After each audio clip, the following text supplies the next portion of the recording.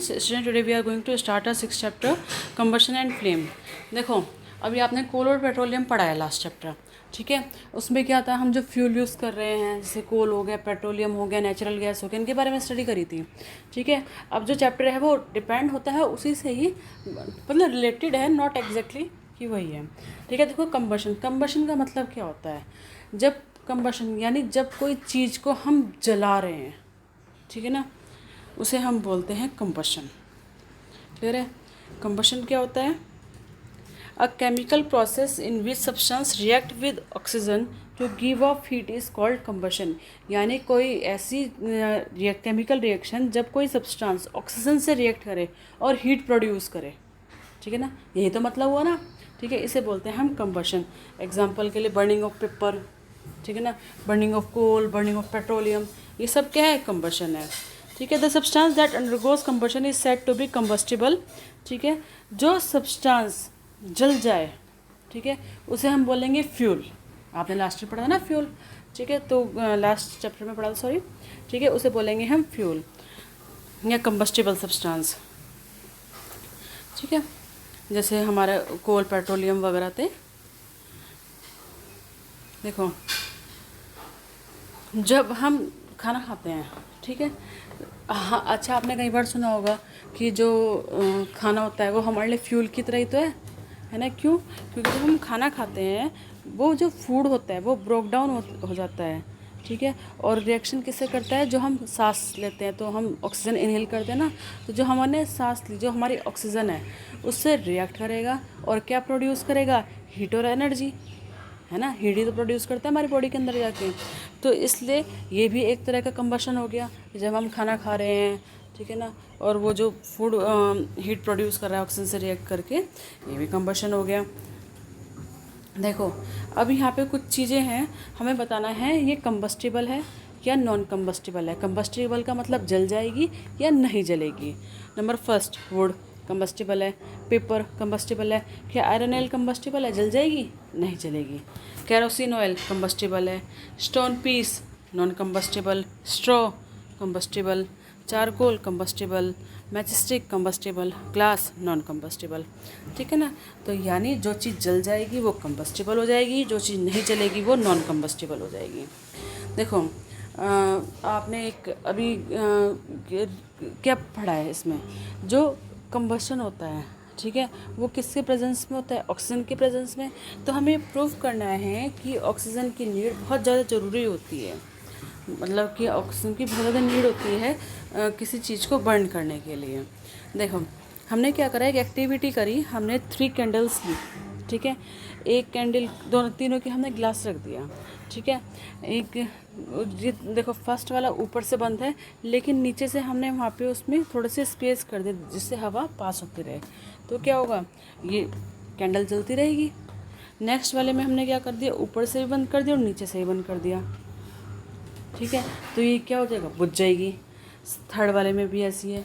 तो क्या होगा, आप कभी ऐसे करके देखेंगे तो क्या होगा, पहले वो जो कैंडल की फ्लेम है वो हल्की होगी, धीरे धीरे धीरे धीरे धीरे जितनी ऑक्सीजन वहाँ पे ग्लास के अंदर प्रेजेंट थी पहले वो उतनी यूज़ कर लेगी और उसके बाद वो बुझ जाएगी अल्टीमेटली, ठीक है। तो यानी जो कंबशन होता है उसके लिए क्या ज़रूरी होती है, हमारे पास ऑक्सीजन, यानी ऑक्सीजन का होना बहुत ज़रूरी होता है।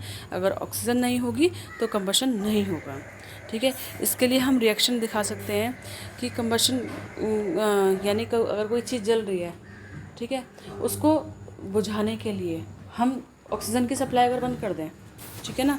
जैसे देखो कोई अगर चीज़ जल रही है, ठीक है, मान लो तुमने कई बार मूवीज़ वगैरह में देखा होगा या तुम्हें नॉलेज भी है इस चीज़ की कि अगर कोई चीज़ अगर किसी के कपड़ों में आग लग जाए तो क्या करते हैं, उसको ब्लैंकेट से बंद कर देते हैं। ब्लैंकेट क्या करेगा, इसकी जो सप्लाई है ऑक्सीजन की, ठीक है, और उस सब्सटेंस की वो कट कर देगा, ठीक है, जिससे आग बुझ जाती है। देखा है ना आपने जनरली। या फिर हम क्या करते हैं, उसके ऊपर मिट्टी डाल देते हैं, है ना, जिससे उसकी जो कांटेक्ट है ऑक्सीजन से वो बंद हो जाए,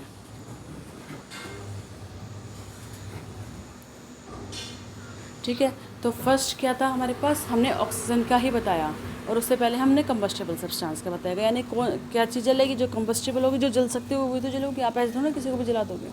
ठीक है, तो फर्स्ट क्या थी कि अगर हम बताएं कि कंबशन के लिए क्या क्या चीज़ें ज़रूरी होती है, तो नंबर फर्स्ट है कंबस्टेबल सब्सटेंस, यानी जिस चीज़ को हम जला रहे हैं। ठीक है, उसमें आपने काफ़ी सारी चीज़ पढ़ ली। फिर है सप्लाई ऑफ ऑक्सीजन। अब हमने सप्लाई ऑफ ऑक्सीजन देख लिया कि अगर सप्लाई नहीं है तो कोई चीज़ नहीं जलेगी।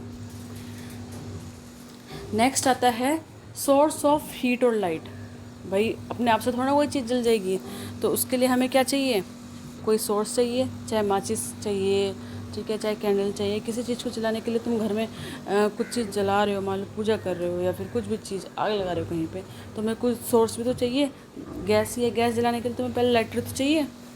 ठीक है, तो यानी जो चीज़ है हमारे जो मतलब जो अगर हमें कहीं पे कंबशन करना है, यानी कोई चीज़ जलानी है, तो हमें सबसे पहले वो कंबस्टिबल सब्सटेंस चाहिए जिसको हमें जलाना है।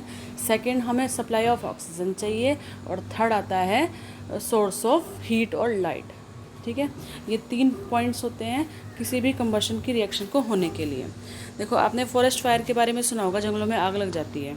क्या होता है कि जो फॉरेस्ट होता है, जब गर्मी होती है बहुत, तो उसके जो पत्ते होते हैं, जैसे पत्ते जो नीचे गिरे वो सूख जाते हैं। ठीक है, वो बहुत ज़्यादा इतने ड्राई हो जाते हैं कि जब सन की हीट पड़ती है वहाँ पे, बहुत तेज़ गर्मी में ही तो होती है ना फॉरेस्ट फायर, जब सन की हीट पड़ती है तो वो बर्न होना स्टार्ट हो जाते हैं और वो धीरे धीरे सारे में फैल जाती है। और उसे कंट्रोल करना भी बहुत डिफ़िकल्ट होता है, क्योंकि फॉरेस्ट में ऑक्सीजन की प्रेजेंस बहुत ज़्यादा होती है। ठीक है ना, आपने कई बार, हर साल की बात होती है, हर साल आपने देखा होगा। नेक्स्ट है इग्निशन टेम्परेचर के बारे में। देखो इग्निशन टेम्परेचर होता क्या है। इग्निशन टेम्परेचर होता है जब कोई चीज़, जो मिनिमम टेम्परेचर, ठीक है, जब कोई चीज़ जो है फायर को कैच करे। ठीक है, देखो कोई चीज़ बहुत जल्दी जल जाती है, अगर आप बात करेंगे, ठीक है ना, एक पेपर लो बहुत जल्दी जल जाएगा, वुड है थोड़ा सा टाइम लेगा जलने के लिए। ठीक है, तो ऐसे ही जो चीज़ें होती हैं, जो मटेरियल्स होते हैं, कंबस्टिबल सब्सटेंस होते हैं, उनका एक टेम्परेचर फिक्स होता है कि वो उतने टेम्परेचर पे जलेगा। तो the lowest temperature at which substance catch fire is called the ignition temperature.